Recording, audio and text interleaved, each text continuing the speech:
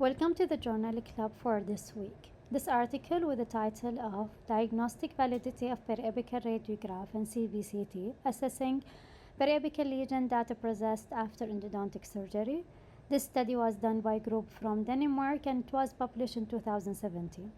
Treating a persistent apical periodontitis can be addressed using microsurgery. Traditionally, the healing after the surgery assessed using periapical radiograph, but now the use of CBCT is the standard, and in general, more periapical lesions are detected with the use of CBCT. So the aim of this study was to assess the diagnostic validity of periapical radiograph and CBCT in surgery cases that were reoperated due to the persistent periapical lesion, and they used the histopathology as a reference for the presence and the degree of inflammation. For their material and method, this is a follow-up study of cases that already had surgery in the period from January 2004 to December 2010, and they were followed up with an average follow-up period for 7 years. They had 74 patients that were invited and participated in the follow-up visit. The follow-up included both clinical and radiographic examination.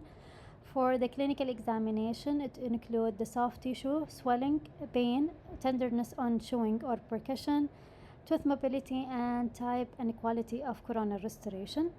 While the radiographic examination include BA and CBCT, and then 3 experienced observer evaluated both images. The CBCT assessed with the use of Rod and Malvin criteria, and the classification was dichotomized into successful healing for score 1 and 2 and unsuccessful healing for score 3 and 4. And then they performed resurgery for all the teeth that were in a non-healed category.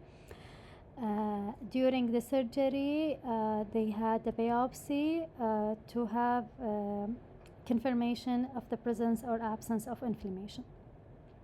For the result, 9 teeth were extracted at the follow-up examination, so we ended up having 66 patients with 74 teeth included in the analysis. All reoperated cases, which is 33 cases, were assessed as non-healed in the CBCT, while 11 of them were assessed as successfully healed in the BA. So they had 19 biopsy examined, and from the histopathological diagnosis, 42%, which is 8 teeth, had no inflammation. 16%, which is 3 teeth, had mild inflammation, and 42%, which is 8 teeth, had a moderate to intense inflammation. So correct diagnosis was obtained in 58% with CBCT and 63% with periapical radiograph.